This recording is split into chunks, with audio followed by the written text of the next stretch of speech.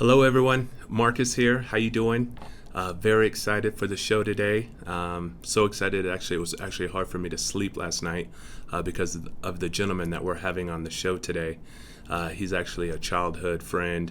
He's actually one of my best friends growing up. We grew up together in a small town called Grand Junction, Colorado. Very, very excited for you guys to hear his story and just what he's, where he came from and the things that he's went through personally, like we all do.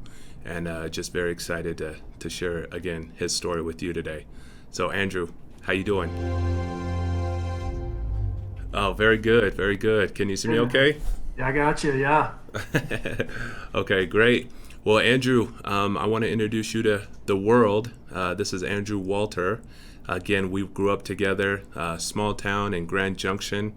And again, thank you for being on the show today. Yeah, great to be here. I'm excited. Hold on one second. Can you clear up my balding and my head area? You're still looking good, buddy. Yeah. I don't know, man. I got a lot of miles on this body. I've told you before, my head is so big that I personally can't go bald. So whatever shampoo or surgery I need to do, definitely let me know. Yeah, right. Well, again, buddy, I just appreciate you being on the podcast, Life After.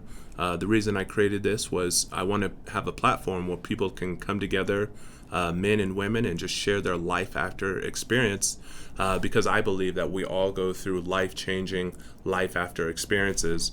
And I feel like, whether you say it's an athlete or a man, I don't know too many places that we can just come together and just talk and share and be open. And one thing that I've noticed, in the sporting world is that, when we're done with football or whatever sport it may be, there's a lot of things that we're trying to figure out. We're trying to figure out who we are, our identity, the next chapter. A lot of us were blessed to be able to play college sports. Some of us went on to play professionally, and no matter who you are, the problem with sports is that there's always going to be an expiration date. And for me and you, obviously together, our careers expired, and so life after is where we're at now. And so I just want to ask you, Andrew, can you just kind of tell everyone about yourself and who you are? Yeah, we grew up together. I would strike you out in Little League all the time, and throw you out when you're trying to steal bases. I wasn't a catcher, so. let me interrupt though. The problem is that when we were younger, we always played against each other until we got to high school, obviously. But out of all the kids, everyone's normal size, and this kid named Andrew literally was 6'5" at probably age 10 on. And so I don't think it was very fair. And I know a lot of people wanted to see your birth certificate growing up. Dude, it's just, I was a dominator. What can I say? So, yeah. So we grew up playing together. But it ended up being football, I think, because, you go where the opportunities are. And for both of us, we, had a lot of opportunities, a lot of success in the football field and playing together. The only two guys really to come out of Grand Junction for a long period of time, from the same high school. So there's a lot of cool things, same year, same high school. And it's a small town, like to put it in context, the whole county was like 100,000 people. Yeah, yep. Next biggest city was. Yeah, and to interrupt you again, Ranjo, is, for me, I went to Fruita my freshman year, and you actually, I think you transferred before your freshman year. But I remember specifically my uncle, who I was living with, he came to me and he was like, do you want an opportunity to go to the next level, specifically, D1? And I was like, yes, absolutely. And he told me, he's like, you have to transfer to Grand Junction High School, because at the time, Grand Junction was 5A. It was the only 5A school in town, and we actually played the Denver schools that got more, scouts and eyes on us. And so, like everyone, we all play, whether it was quarterback, running back, receiver, the top positions in your mind when you're a kid. But I remember even as a freshman, I played running back and then I played quarterback. But when I transferred to Junction, I had to make a decision what position I was going to play. And you were, like I said, 6'5" at the time. And so I handed the reins over to you, but I was your number one receiver. And so I'm definitely taking all credit. The scouts were coming for me, and then they obviously saw you, this kid that was so much bigger than everyone. But I definitely was your number one receiver, right? Dude, I think they call that gaslighting. You were. Yeah, you were. So the fast forward, Arizona State. That's where I ended up going. I was born in Phoenix, so I had connections to Arizona State. Bruce Snyder was the coach. They had come off a Rose Bowl a few years before. Really hit it off with him and his staff. They got fired. Dirk Cutter came in. He's been an NFL coach for a long time after that, and a head coach and offensive coordinator. So a great mind. We had a great staff offensively, and broke a lot of records. Had a lot of success, and then was drafted to the Oakland Raiders in the third round, 69th overall in 2005. We'll probably get into it, but making it to the NFL wasn't everything that I made it out to be as a kid. And so it was very difficult in a lot of ways, and played 4.5 years in the league, and then the bell tolled, and then it was time to move on. Right, absolutely. So just want to recap, because I know there's a lot of memories that I enjoyed from you and I growing up together. I go back to our junior year. We actually went to the Arizona State football camp because, just like you said, sending out videotapes, that was something you had to do. Another thing that you had to do was, go to as many football camps you could over a summer. And I know you and I started doing that going into our junior year. And so we went down to Arizona State. I remember they called you and I into the office and literally offered scholarships our junior year. And I know obviously you had family from Arizona. That was kind of a childhood dream for you. But for me, to be honest, and I don't know if a lot of people know this, Arizona State was actually my number one choice, because you obviously, we went to camp together, offered scholarships, you committed there. And I remember at the time, I said, I'm in like 100%, but I just want to wait. And for whatever reason, I know Snyder kind of was on the hot seat, going into that next season. And literally the only reason I chose CU over Arizona State was because Gary Barnett was brand new from Northwestern to Colorado. And for whatever reason, I just chose CU. But for me, that was a great childhood memory of you and I getting to go through that process together. So. And it was helpful to have somebody to go through with it, somebody that was going through it with you together. So, because if it was just me, I don't know that I would have really been able to, understand what exactly is happening here. I understand the magnitude and I want to move on and so forth. But to have somebody, a great friend that we knew each other forever, walk through that together, was super helpful for me. And then, at the end, we both made the right decision for ourselves. And it obviously clearly worked out for both of us. Yeah, definitely. And, again, back, where we came from, small town, the opportunities and the platforms that are available today, that was not even a possibility.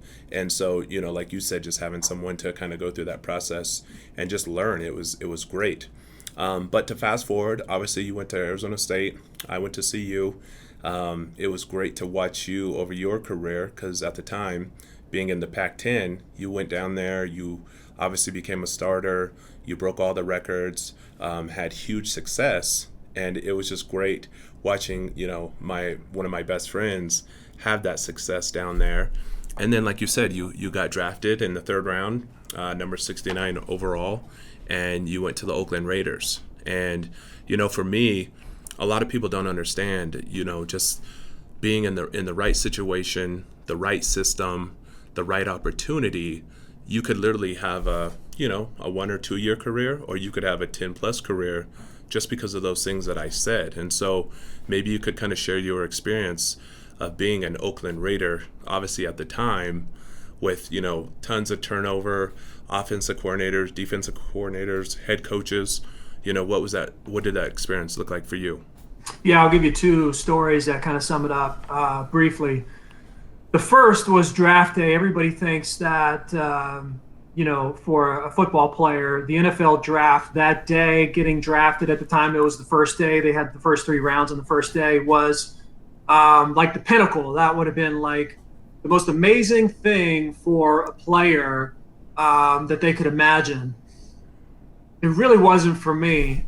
My senior year, the last game of my senior year against our rivals, against U of A down in Tucson, on a dead ball, false start, center fumble.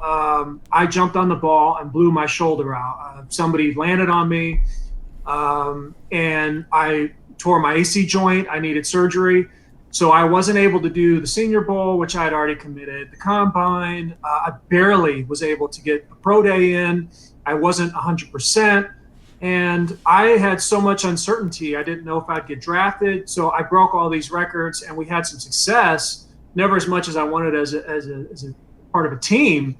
And I'd give all the records back for a Rose Bowl as a team. That would have been amazing. Mm-hmm. And so I'm on the driving range hitting 3-woods off the deck as hard as I can on draft day, waiting for a phone call because I'm just, going, this is awful. Like I thought I would be a first or second round pick. I thought I would have, showed off at the Combine and really been able to, show that I had some ability. And it was sort of like crickets, and it was kind of like, what's even happening here? And so it was not an enjoyable experience. Now getting the call on the first day at the time, I was thrilled. I didn't even know if I'd get drafted.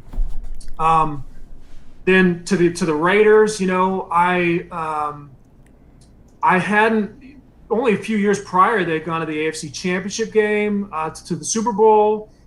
Bill Callahan took them there, but it was kind of it was a John Gruden team, but it was Callahan that took them there. And then but then he got fired, and then Norv Turner came in, and then that sort of ended up being the story. And Norv got fired after my freshman year, then Art Shell got brought back, then he got fired, and then Lane Kiffin got brought in, and then he got fired, and then Tom Cable got hired. I literally had 4 head coaches in 4 years. I had 7 different play callers, and this is the other story that I'll tell you. I'm scheduled to start against Carolina at home. Greg Knapp was the offensive coordinator, had a great relationship with him. He's a great coach, a great guy, great communicator, great teacher, on and on. Mm-hmm. So literally 5 minutes before warm-ups, so 65 minutes before kickoff, 5 minutes before we go on the field, Knapp comes over to me, and Napper goes, "Hey, man, I'm not calling plays today." And I'm like, "What? Who's calling plays? The guy in the first row? What are you even telling me?" And he goes, "Yeah, head coach wants to see you, Tom Cable." So I go in there, and Tom Cable's calling plays. Like Coach Cable, nothing against the guy, but I'm going, "Have you ever even called plays? When was the last time you called plays? We haven't even had a conversation on what do I like, what do I don't like." So literally in 2.5 minutes, he's going, "What do you like for the game, like the day of the game?" And that was like the experience in Oakland to a T. It was, people think, all this, professional. Now, don't get me wrong. I love being a Raider. Once a Raider, always a Raider. I'm only saying that during the time that I was there was so much uncertainty, turmoil, transition, that we could literally develop no momentum as an organization. And I think they've righted the ship in a lot of ways now. But at the time, it was not what people think the NFL is. Yeah, absolutely. And exactly what I was saying was, people on the outside, they don't understand. For us players, just being in the right system, the right, coaching. I mean, there's so many things that play into that. And I know it's another conversation, but, people get mad when players, like AB, for example, this is prime on exactly what's going on. He left Pittsburgh for whatever reason. He was in Oakland. Things didn't happen the way he wanted them to. I know a lot of us got to see things, through the eyes of Hard Knocks, but for whatever reason, he wasn't happy and he wanted out. And so, fans, They come up with their own ideas and their own opinions, and it usually goes back to the player because he's selfish and he's a jerk and he's an asshole, whatever those words may be. But really, people don't understand exactly what you're talking about. And I know, because we played against each other at the same time, what was going on a weekly, monthly, and annual basis just on turnover alone. So, for me, I didn't have that same atmosphere that you did the whole time. Obviously, we had Marty Schottenheimer. We went 14-2, lost in the second round. We should have been in the Super Bowl. He gets fired, and then obviously Norv Turner came over and took over. So I had a little bit of change, but definitely nothing like you, Andrew. So I just have a lot of compassion for you because I've been in your shoes, and it's a business, and it's a tough business for anyone out there. And then you add in all those things, I just couldn't imagine, what you were going through mentally at that time. Yeah, it was tough. I was not the person I am today. So on top of all of the things, the instability from an organizational standpoint, internally, for me personally as a human being, I would say I was just not a good person. And I've said this before, just because you say please and thank you doesn't make you a good person. And so I was entitled, arrogant, lacked compassion. I lacked gratitude. That's a big one that comes to mind. I mean, so many ways and so many people did so many things for me that I had so much to be thankful for. And I took a lot for granted. So instead of appreciating all the wonderful things that so many did for me, I think in a lot of respects, and this wouldn't have made the situation from an organization standpoint any more stable, but from my own mind and for me personally, it would have helped tremendously, which was to have the mindset that I do today, which is definitely one of more humility and thankfulness and gratitude. And so that is something that could have certainly propelled me forward in a very tumultuous situation. And afterwards, I landed in New England for a cup of coffee in training camp in 2009. Maybe I would have made the team there. And let's say they released me. I had other opportunities. I could have continued to pursue it, but I was mentally beat down. I lacked confidence because of how many upheavals and hits and just difficult times I had in Oakland. And I didn't have the right mindset. And so that really led to the end of my career. Right. Yeah, and I'll come back to that in a second, Andrew, but I really want to touch on what you talked about, and I appreciate you just being honest. I think that's a huge life lesson just for men and women, athletes, because the truth is that, we all come from different places. A lot of us are great and amazing in our respective sport, and along the way, when, you're a great player, and I don't care what sport it is, but when you're great and you're doing great things, people talk about you, whether it's friends, family, coaches, the media, the local newspaper. And I think that's a hard thing for young athletes is when they're having success and everyone's telling them how great they are, it's easy for you to lose, the gratitude, the compassion, staying grounded. And so I definitely wanted to point that out because I would encourage any athlete, male or female, to really be grounded however you can, find someone, whether it's a parent, an aunt, an uncle, grandparent, whoever that may be, and actually lean on them because, yeah, you are great and you're doing great things, but there's little things and little habits that you can form and they can actually work against you.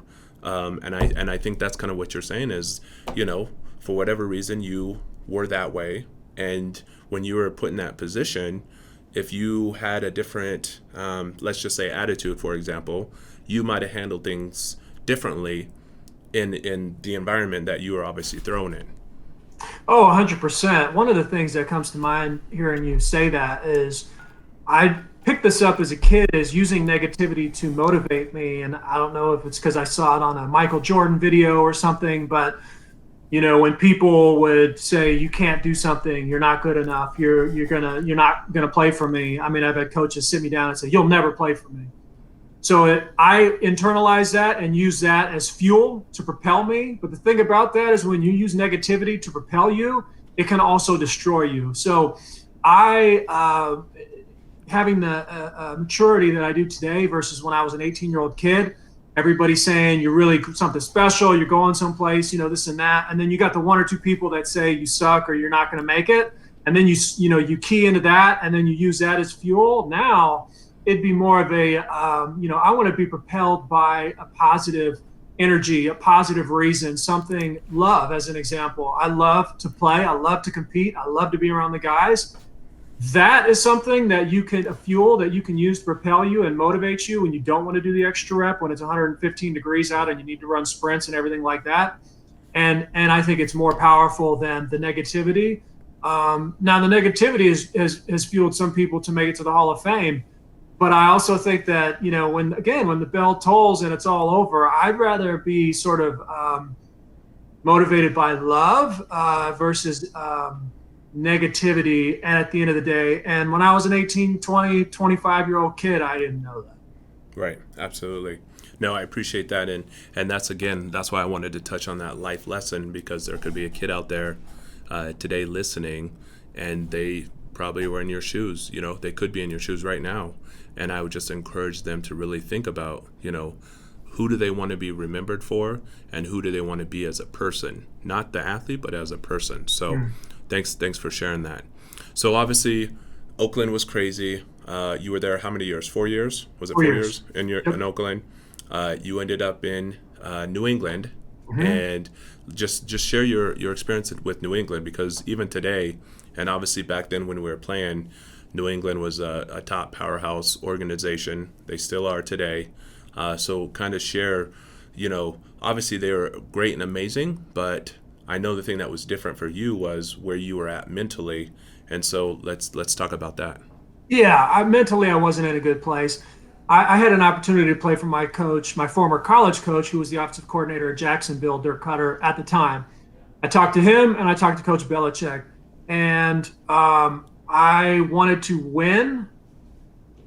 I would have loved to work with Dirk, but Coach Cutter. But at the end of the day, I wanted to win ball games because I wanted to try to fall back in love with the game of football, because I mentally was in a terrible place. New England is a place that you'll win, but it's not the kind of a place where it's going to be lovey-dovey. It's literally, it's not like that at all. So I wasn't in the right frame of mind, and they knew that. I'm sure Coach Belichick sniffed it out, quick. 6 days after I arrived, I was playing in a preseason game against Philly. I played well, but my attitude that training camp was just not, just wasn't good. And so I got released. But the thing about my time in New England that really stuck with me is attention to detail and situational coaching. So for the football people, they'll geek out, and I'll be very quick. But you never just run plays. It's never just, let's work on our game. You hear coaches say this all the time. We got to get good on what we do. Let's master our thing. let's whatever. That's not what they do in New England. It's situational football. So you never just run downs, 1st and 10. It's always, okay, it's 1st and 10. We're on the 20. After a kickoff, after a punt, it's the first quarter. It's the fourth quarter. There's, it's 9-3. We've been struggling today. We've got one timeout. We're on the road. It's loud, and it's in the winter. So, terrible ball so maybe the ball's wet. There's all these different situations where you're not just going to run plays. You're going to run it in a situation, in the context of a game. And that's one thing, as I coach kids today, and I would love to go back into coaching, that is not emphasized on literally any level to the degree that it is in New England. And I would totally implement that in everything that I would do, because life doesn't exist in a vacuum. Everything in life, or football, what have you, it involves context of the things going on around you. So right, absolutely. And again, another life lesson that I'm listening to is, and I don't care if it's a young athlete, a current athlete, or even just a professional in the business world. What I hear you saying is that you're encouraging people to become an expert. Don't just go to work and show up. Don't, come to practice and show up. Literally, you need to zero in and become an expert in your field and really pay attention to detail, because ultimately at the end of the day, that's going to allow you to be not only the best player or the best business man or woman, but it's just going to allow you to become the best person that you can be. And I think, too many times kids today, they don't really think about becoming, an expert at what they're doing. The thing that I love seeing is that, and it's only been 10, 15 years, but none of the things are available that, to us when we were growing up that these kids have today. And there's so many opportunities for them to really become an expert. So the question is for them, whether it's in sports or in the business world, is that, are you willing to put in the time and effort to become the best person, the best athlete, the best business person that you can be? And, I guess it's up to you individually. Yeah, it is. And to me, it makes me think of my grandfather told me this as a kid, and it's always stuck with me. You need to learn the why, not just the what. You may be able to tell me what your read is on this particular play. You may be able to tell me what the notes say on that sheet of music. You may be able to tell me, what the formula is for, some chemical compound, but so what? If you read financial statements and you could tell me what the accounts say, so what? You need to know the why. If you can't tell me why you're going here with the football in this situation, then you don't really understand it. If you can't tell me why something is the way that it is, why does this chemical compound come together the way that it does, then you don't really understand it. So if you don't know the why behind something, then you can never really understand it and apply it. Yeah, and I think just to add to that, Andrew, the why is so important, specific to what you're doing, but then also your life. Why are you doing whatever it is? And, I know we see it on social media and inspirational speakers talk about it, but I would just encourage anyone listening today to literally just sit down and write out your why and literally figure out why you're doing what you're doing specific to your life, but then also your profession, because you're just going to be so much more ahead if you can figure that out sooner than later. Yeah, that's a great point. You need to put it on paper, 100%. Absolutely. So we fast forward, you had an opportunity in New England. You were not 100% in because of the situation that you came from. And again, earlier when I, opened the show, we talked about for every athlete, we all have an expiration date. Some of us get to choose when we're done, like I did. Some of us are cut. Some of us are not re-signed. Some of us get injured. What happened with you specifically at the end of your career? I know conversations that we had back then. I know you had other opportunities, but what did you decide to do? I did have other opportunities after New England, but I had no confidence. My shoulder, I wasn't able to make all the throws that I could make before I hurt my shoulder. I had a knee surgery on my right knee, so my plant leg was always in pain. I had some other surgeries and other injuries, and so, but all of it really made for a mentally broken down, frustrated, no confidence human being. And so when I couldn't go out on the field and compete the way that I wanted to and could in the past, I just, it really felt cheap and it felt empty and it felt like I just couldn't do it. I can't go through the motions. I'm just not able to, sort of half-ass something. If I'm not in it, then I can't really do it. I've certainly never been able to do that. So the time came for me, and I remember saying to my dad basically what I just told you, and it was like, well, that's the answer. And so it wasn't even a conscious thing. It was kind of like I just, kind of shaking my head, like I just kind of a broken guy, and I can't really do it. I don't know what I'm going to do now. Yeah, right. But I can't do that anymore. Yeah, and obviously that takes us right into your life after, event. obviously growing up, you played sports literally from a young age, probably what, age 5, 6, playing football, baseball, basketball, all world and everything that you did. And then literally at that time, and I guess in that point in time, you mentally said, you know what, I'm done. I'm done. I'm physically, I'm done. And so for you, did you have another idea? Did you have a plan? I know you really weren't sure kind of what to do, but what were you thinking at that time, if you can remember? Yeah, no, I was totally lost. I was engaged at the time to a great person. She had her JD, and so I was kind of thinking, well, I don't know what I'm going to do now. Like you, I took advantage of every program the NFL offered, from career aspect, broadcast boot camp, to Stanford, all the real estate entrepreneurship programs, and I was totally lost. My undergrad was communication. Effectively, it was to be the very best athlete that I could be and get good grades, which I did. But college is there to put yourself in a position to make money. And I did that and accomplished that. But then that career ended and I didn't go into coaching. And so I had really no idea. So I went back because at the time I was with somebody who had a JD. I didn't go to law school. I went to get my master's in business administration. And so I did. During that time, I was putting some business purpose loans together, and I realized quickly the person on the other side of the table knew a hell of a lot more about business than I did. And that was a major risk that I need to mitigate and balance the scales. And so I had to empower myself with education. So that's all I knew. I knew that I liked lending because my grandfather did that late in his life. And I'd been around it as a kid.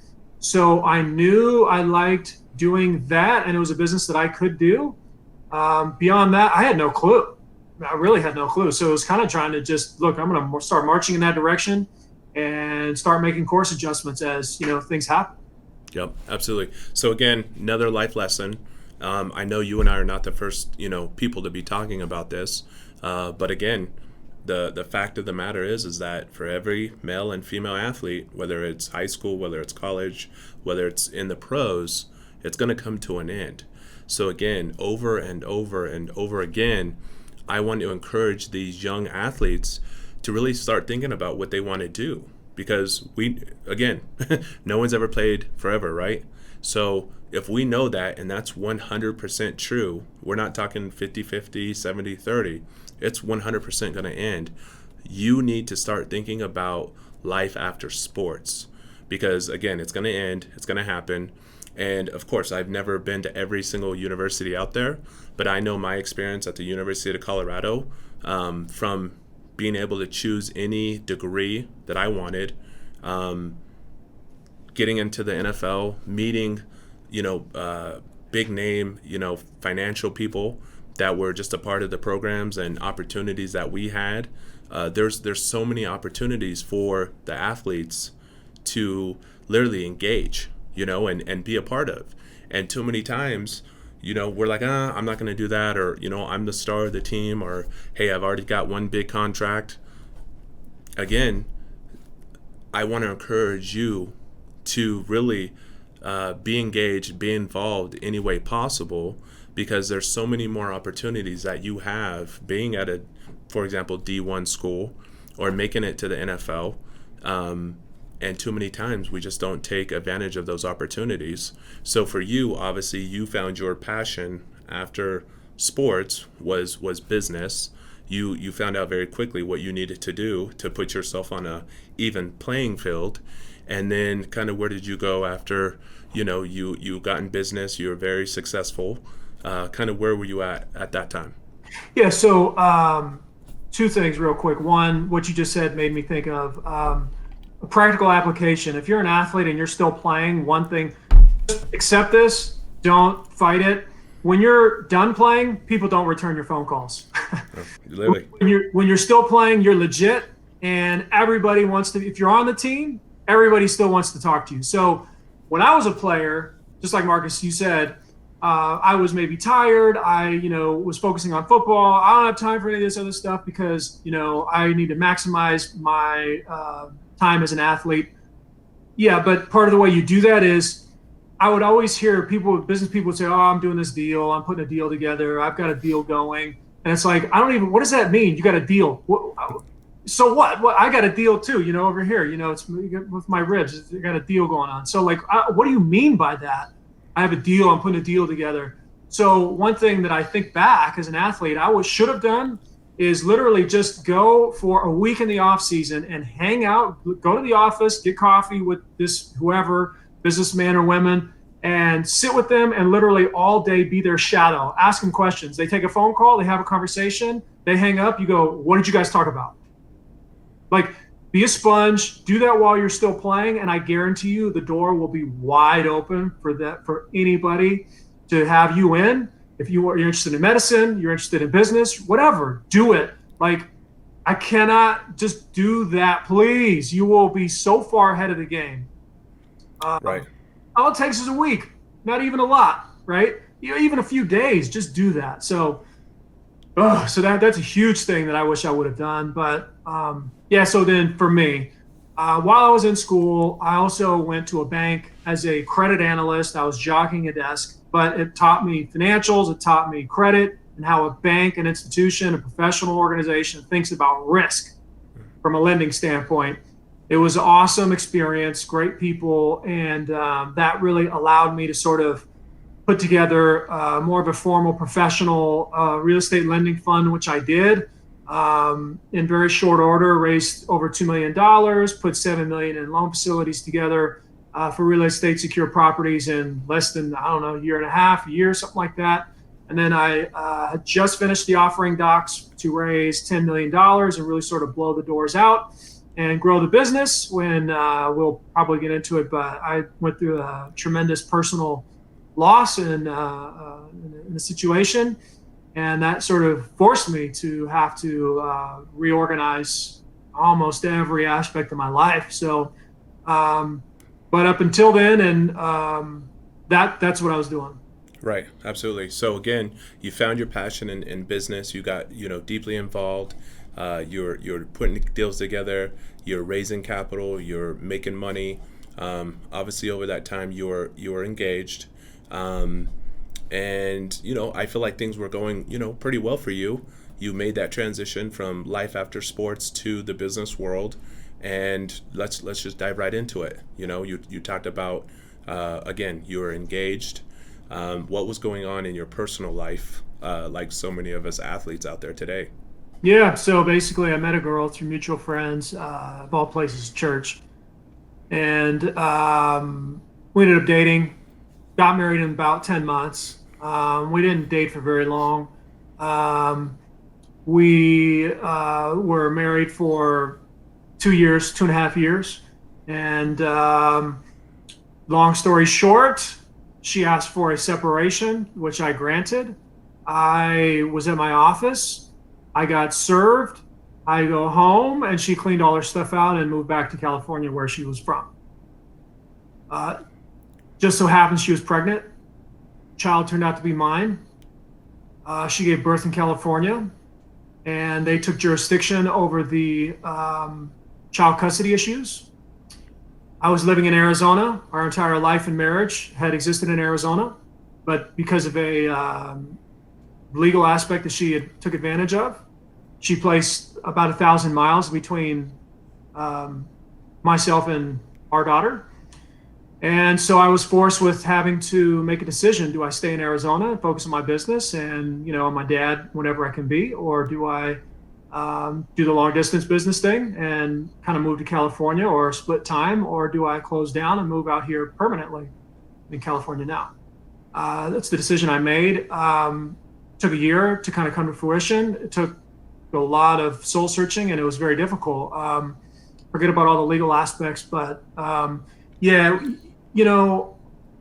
there's some mental health issues now that I'm much more aware of and identifying in other people, certainly myself, but in other people. Narcissistic personality disorder is definitely one. And, so As an athlete, you have to be aware, regardless of whether or not people come through mutual friends and you think they're qualified or what have you, but just generally now pulling back, be aware of the people that attach themselves to you, because, you may not think like this, but a lot of people do. Is you're just a target. You're just a target. You're a mark, and to get some money, to get whatever selfish things people want out of. And again, I'm pulling back and talking about it from a high level. But yeah, man. So it knocked me out. When I got served at the office, the process server asked me how old I was, and literally I couldn't tell him. I was in shock. I'm like, I don't even know. How old am I? Yeah. And both of us, we played in front of 80,000 people and millions on TV. We know pressure, we know thinking quick in high pressure situations and loud and crazy environments. And here I was, dude, I was like freaking, I don't even know. And I'd never felt that before. And so it was such a shock to the system and to me mentally, like anything that we've talked about before, this happening to me.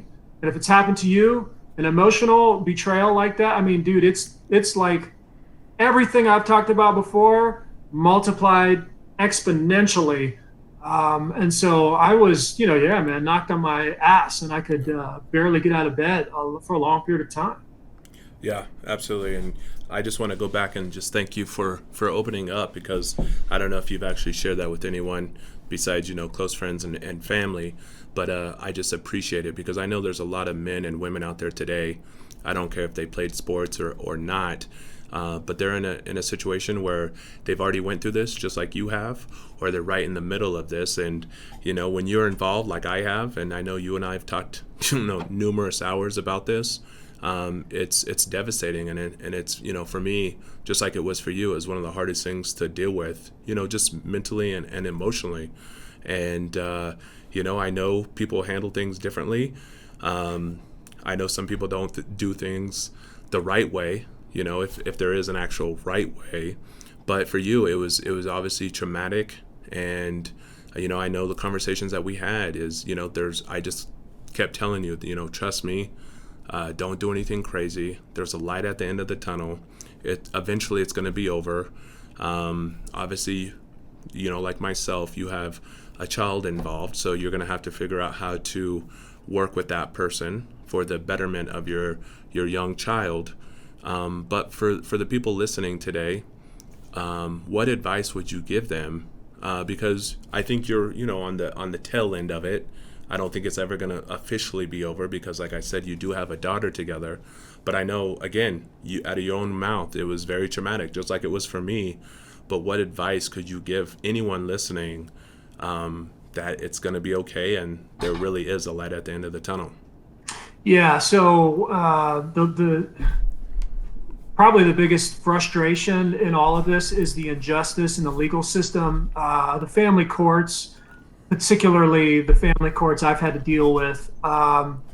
Here's an example. An attorney has her referrals that are agents of the court that make recommendations to the court that the judges in the courts basically just rubber stamp, because they don't really have the time, the energy to go through and fine detail each case. They're just trying to clear cases from their desk because they've got so many. So if these referrals, just from a business standpoint, think about this. These lawyer referrals, these agents of the court, get up to $20,000 per referral. So to do the work, to put a docket together, to send to the court that has recommendations on custody matters, as an example. You get 20 grand for this, and literally the amount of work, this is like a high school project. This is like 20 grand for doing hardly anything. You don't think that they're not going to write a beneficial report so they can continue to get those commissions, for those referrals from those attorneys? You bet your ass they will. So there is so much injustice that you will have to face after something like this happens, that the best thing you can do is accept it and try to work in an unjust system. And over time, truth always bubbles up to the surface over time, and it may take a long time. I mean, my daughter is over 3 years old. and I don't have equal time yet because of some of the things that I'm talking about. And everything you do on the internet is going to be there for eternity. So I'm trying to pick and choose my words properly because, in Right. case the day that she looks at this. Absolutely. But she'll know. And if you don't come to grips with that injustice, then it will drive you insane, and it will cause you to do irrational, irresponsible, and potentially dangerous things. So practically speaking, that's one thing people can do. Just accept it and try to work in an unjust system. Right. And can I interrupt you, Andrew? Yes, please. Tell me if I'm completely wrong, because you and I experienced this together, obviously separate situations. But exactly what you said is I would agree with you, but what I would encourage, male or female, right or wrong, I don't care. Obviously, whatever happened to get to that point, I'm not here to defend or discuss that. But what I would encourage you to do is come together with your potential ex, your spouse, maybe currently, and figure out how to come to an agreement together. Obviously, that's a broad statement, and I can't speak to every little situation on the table.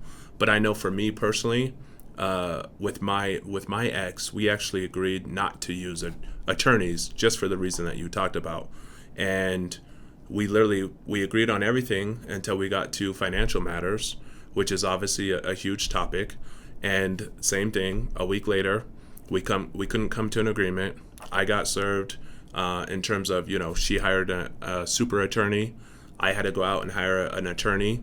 And fast forward just 12 months here in Colorado, just in the first 12 months, because of exactly the matters that you're talking about right now, we spent $200,000.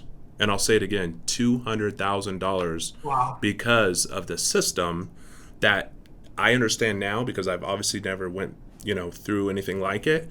But the way the system is structured, and even attorneys, whether it was mine or my ex's attorney, they're not getting paid to get deals done.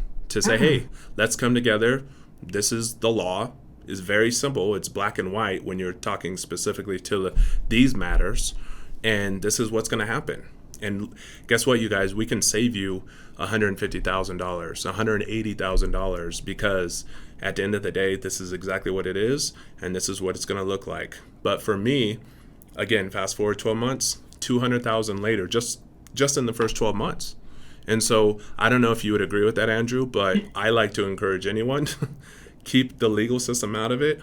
Work matters out together, because you're going to save yourself a lot of money, headaches, stress, anxiety, again, on down the list. Oh, dude, 100%. Yeah, the lawyers are leeches, man. Like they're the only ones getting rich. They're the only ones making out in this whole situation. But you can negotiate and try to compromise and get on the same page with somebody, only to the degree that they're willing to do the same. Because here in my situation in California, just custody, not including the dissolution, just custody. Dude, how do you negotiate with somebody who says, I want 100% and they get nothing? And that's their position, and they're not coming off of it. So the family court goes, oh, well, come together, meet and confer, and you got to do that a million times. And it's like, you know what? You guys aren't understanding the situation. You're not listening. You don't meet and confer with somebody who is dropping bomb after bomb after bomb on you in court. She spent like 150 grand or more, maybe 200 grand on just her and her super attorney in California on custody. Mm-hmm. So how do you fight that? I mean, so I got to spend some portion of that to just respond, not even go on offense and file a motion. I'm just responding all this time. And so, yes, 100%. Because at the end of the day, I mean, if you're that sort of stubborn and narcissistic that you cannot recognize the situation, guess what? Both of you are going to have joint custody, which guess what? That's exactly what happened. Now, the timeshare is not equal for reasons I won't get into, but age is part of it. But at the end of the day, all the things she was going for didn't get, right? So you just shoveled an entire future for our daughter into your lawyer's pockets. For what? Yeah. Exactly. So, and that's my point is, at the end of the day, you necessarily didn't win. She didn't win. But guess who won? The attorneys on both sides, because both of them made a crap ton of money, just like mine did. And now I look back and trust me, I love my attorney. She'll be on my payroll until my kids are old enough not to be. But I really wonder how many attorneys out there. And again, I'm not saying my attorney was this way, because she's amazing. But literally, they're friends. They hang out. They travel together. They go on vacation together. And literally, we're the ones that are paying for it. So again, my point was, and again, I know there's so many things that play into it and who you're dealing with, but I would just encourage anyone, whether you believe you're the good guy, the good girl, the bad girl, whatever that may be, really think about, at the end of the day, are you willing to spend all this money, and what are you really going to gain out of it? Yeah, exactly. Because if you don't, you're going to be sorry. And that's why I mentioned the thing about mental health, because there is an aspect of 5 to 8, maybe 10% of the population that has certain things that cause them to behave irrationally. And if that's the case, then you just have to hunker down and give me a call, because we need to talk. I can certainly, you were a huge help for me going through this, and I'm certainly able to help others going through this as well. Yeah, absolutely. And I appreciate you offering that, because really, again, that's the point of this podcast, is just having this foundation where people can come, listen, share their experiences. And then, of course, when they hear something like you and I are talking about, they might be going through it. They might be getting ready to go through it. And again, we just want to share our personal experiences with people, because obviously I know your heart, I know mine. And again, we really want people listening to have value from today, because it could really maybe shape their future and decisions that they make. So again, I just want to appreciate you, opening up and being real and sharing that with everyone. Absolutely, my pleasure. So I want to fast forward. I know we didn't get too much into politics.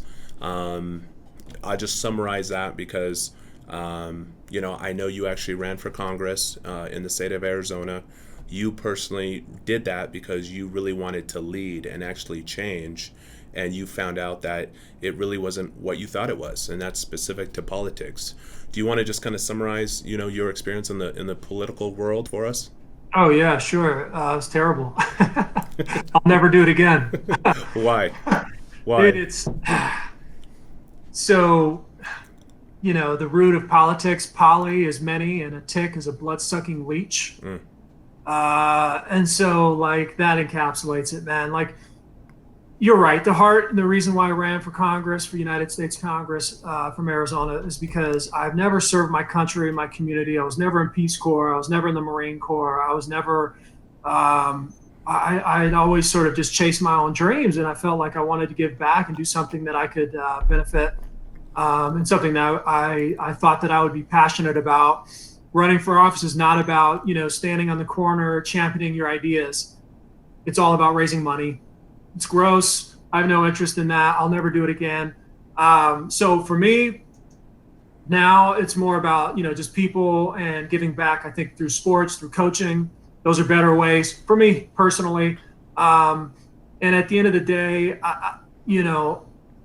just this whole political landscape is become so vitriolic and so heated that my interest in politics only extends to the degree that I can see the playing field accurately, because I don't want to get run over by a bus that's coming through.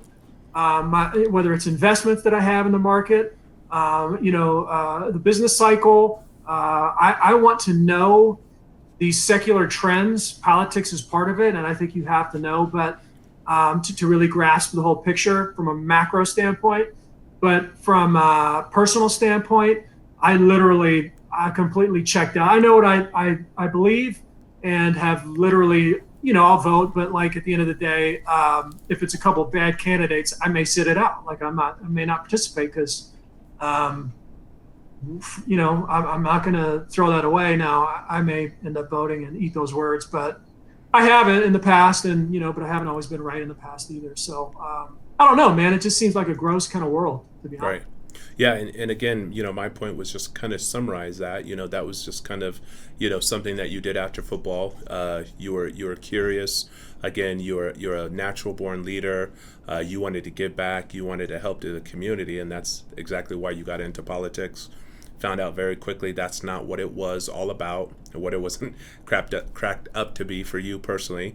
And so you went through the divorce. Still dealing with some of those things now. So where's Andrew at today? Yeah, so living in California, my main job is a sales job for a great company here in the East Bay. I have a side project that's super applicable to what we're doing, what we're talking about. It's called COVID, which stands for Coaching Video. So covid.io, if people want to check it out. Here's what it is. Everybody's got, there's different sports. There's personal coaches for everything now. Those are very expensive. It's hard to get to them. Maybe you don't even have one in your area. So you have cost, you have time, you have geography, and then you have asymmetry of information qualifying these coaches, knowing whether or not the coaches are available to you are any good. To get training, so whether you're a youth, focus on that. You shouldn't have to pay $100, $150 an hour to get personal coaching. What COVID is you take your video with your phone, or you send a link from a huddle, team film, whatever it is, upload it to COVID. You'll get connected with a coach who has professional experience or major Division I experience as a player or coach. They'll review your film and they'll give you personal teaching for a fraction of the cost of a $100, $150 an hour personal coach.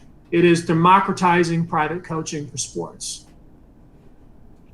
Yeah, and Andrew, I just get excited when you're talking about it, because I know in the past you and I have had conversations about this.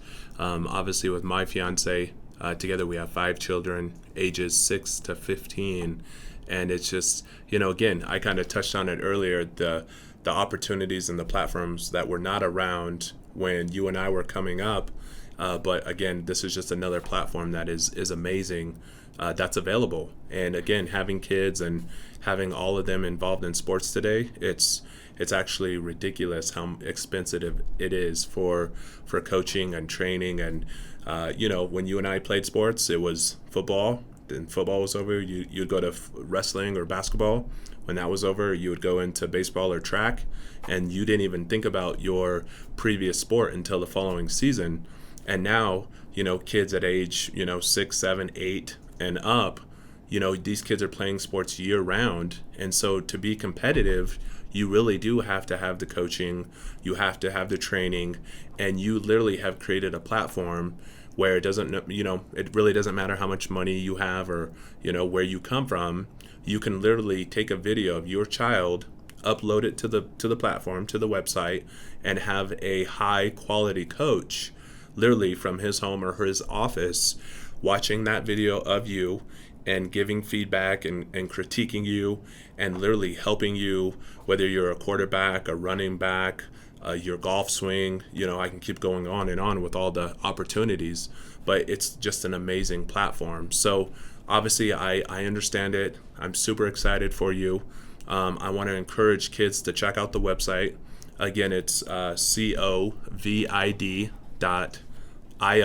Okay, make sure you get on there, check out the website, sign up for a free membership, and then literally figure out what you want to start training on.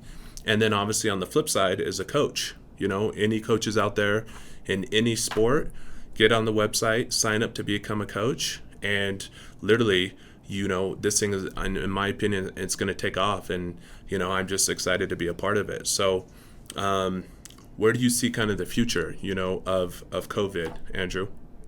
Yeah, so definitely professionalize it, as I've mentioned other things. So we're at a point now where we need to partner up with some venture seed funds in order to grow and maximize the opportunity.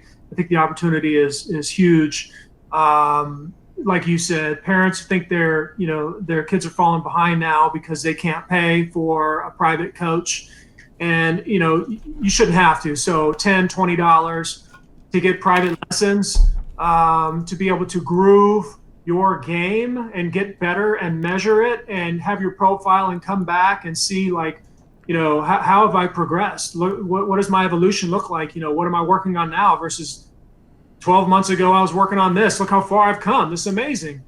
There's so many aspects to it that allow you to grow as a player, and parents can feel like they're still providing a tremendous value. Where else can you connect with somebody, like you or me? We played in the pros. You can have them watch your film and critique you. That's amazing. Well, yeah, exactly. And you can. And on COVID. So right now we're looking for introductions. We're looking for conversations and ultimately investment from aligned seed funds and angel investors who are interested in not only just cutting a check, but also participating, sitting on the board, being a resource for us, and helping us sort of, they embrace the vision, democratizing private coaching for all sports. That's something they can get behind. So that's where we're at. And if they want to connect with me, they can reach out to you. They can also find me on Twitter @_Andrew_Walter. Hit me up. Email aw@covid.io if they want to send an email. Yeah, that's great. And I appreciate you giving out your information, because again, we just explain the platform. Kids, parents, coaches have the opportunity to be a part of this today because it's already launched, it's already live. But I know just from conversations, you personally have taken it as far as you can. And so now we need people to step up, whether it's financially, whether it's their background, and literally come together and be a part of this. Because I know just from my conversations with you, this isn't about the money, it's about being able to give back and help kids and even adults across the board have the type of training that they want and they need at a price they can afford. So obviously money and all that stuff, you need that to be able to continue, plowing forward and building something amazing. But if anyone out there today, whether you personally want to be involved or you have a friend, a family member, you just someone that you're thinking about, like we all do, please share this information with them, and get back in touch with us, because we would obviously love to go into more detail on how they can be involved. So again, I just thank you for sharing that with everyone. Oh, thanks for giving me the opportunity. Very cool.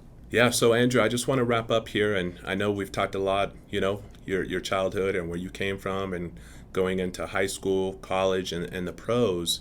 And you personally, like me and many of us out there today, you've just had a lot of life experiences. And so again, if you could just leave any words of advice or any tips or anything, what would that be, to wrap up the show today?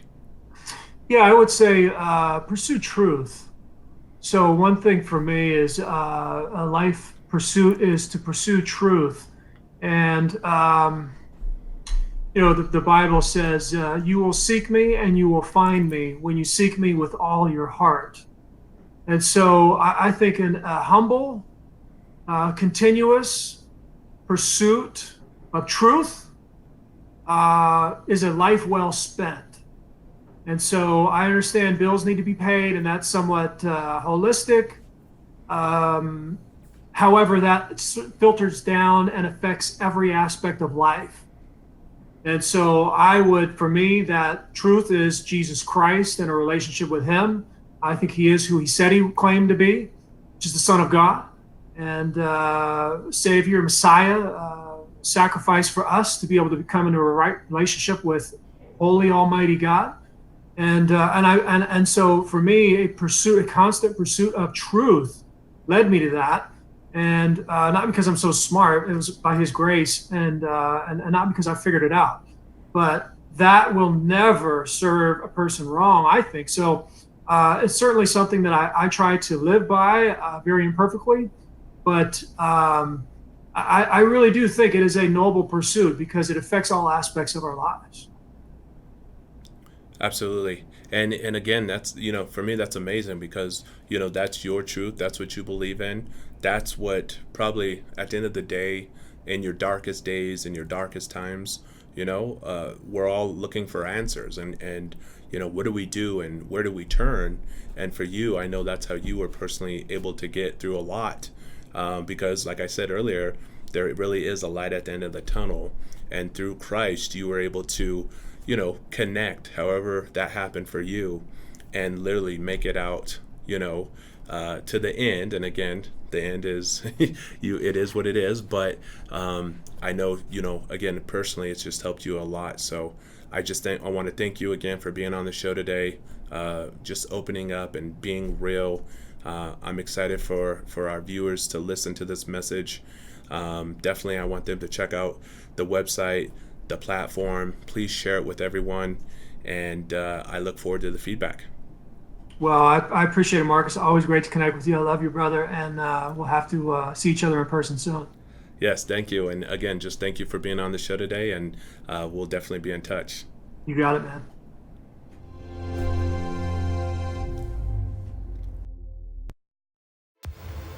Thanks everyone for listening today. Please do me a huge favor and make sure you subscribe to Life After. If you could leave a rating and share this show with friends and family, this will help us reach more people who may need the help. It could even save their life.